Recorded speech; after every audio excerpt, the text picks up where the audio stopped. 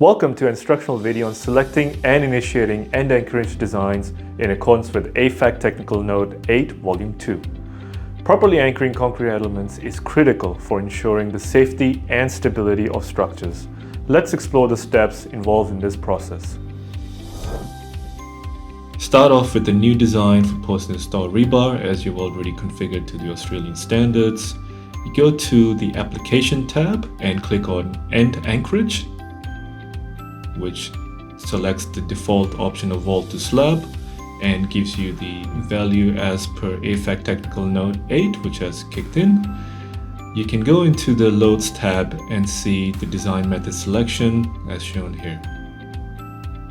Now heading back into the Applications tab, and if you're looking to change the application type to say column to slab or even slab to wall, just click so on the application, which changes the visual representation. You can also change or edit the moment value, and it will adjust the drilling length on the right side. Congratulations, you made it through the video. Did you find it helpful? Make sure to like and subscribe to our YouTube channel for more great tips and tricks.